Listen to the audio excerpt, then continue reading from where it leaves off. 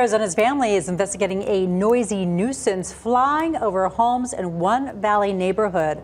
Police helicopters flying overhead is a reality of living in a city or near an airport. But people living near the Deer Valley Airport say police helicopters are cutting across their neighborhood and not following the proper flight path. Morgan Lowe looked into it.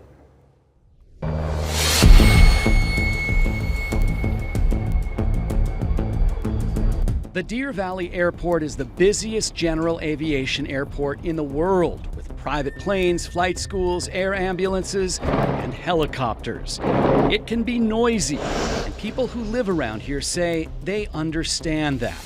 But there's one type of aircraft that stands out, according to noise complaints submitted to the airport authority and people who spoke to Arizona's Family Investigates. It sounds like you're watching a war movie, actually.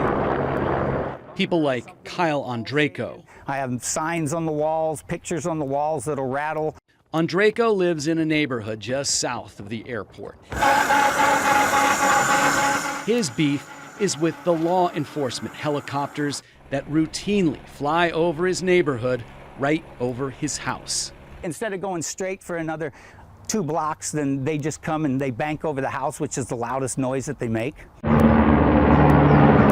He says it happens all day and all night, as many as 40 flights in a 24-hour period. Hey, what do you know? Here they come now. It happened during our interview. That's DPS. That's DPS right over your house. Yes. That's in 911AZ right there. The problem is they're really not supposed to do this.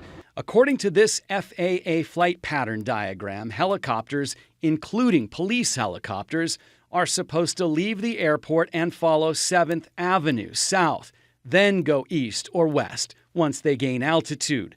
That makes them less noisy on the ground. Phoenix police told us their aviation unit follows strict FAA rules when flying in and out of the airport.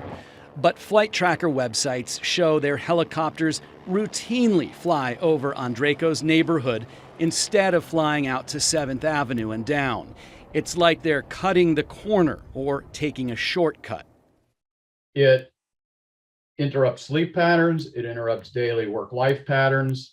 Scott Fischler lived in the neighborhood last year while he was taking classes at ASU. He bought a decibel meter to find out how loud the chopper noise was. And so I was working on my classwork from home, and sure enough, here comes a helicopter blasting over at 75 or 80 decibels at 3, 4 in the morning, right over our rooftops. 80 decibels is as loud as a blender or garbage disposal. They come through low and loud all times of the day. Kyle Andreyko says he reached out to Phoenix police and the other agencies multiple times. Things would get better, then would go back to the way they were. In January, he wrote what he admits was an angry email to Phoenix police. Were you threatening them? No, sir. I can honestly say not a chance of that. Days later, he received a visit from police. The one gentleman goes over and he knocks on the trailer door. Surveillance video shows police showing up on 2 occasions, looking around, knocking on the door, then leaving. Did they ever leave a note or anything? Not a card, not a note, not another follow-up, nothing.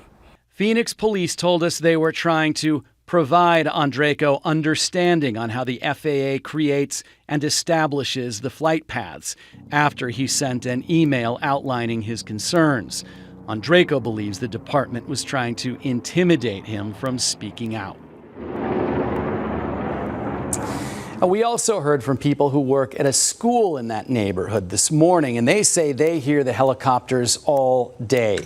But since we reached out to Phoenix police, it does appear that their choppers have been following that 7th Avenue flight pattern and avoiding that neighborhood more than they were in the past. I mean, it's always scary when you hear choppers that low overhead. You don't feel safe. Is there some sort of law or rule that these choppers are supposed to stay on that flight path? So from what I understand from speaking to the FAA and Phoenix police and other agencies, police pilots, law enforcement pilots do have discretion to fly where they want to go.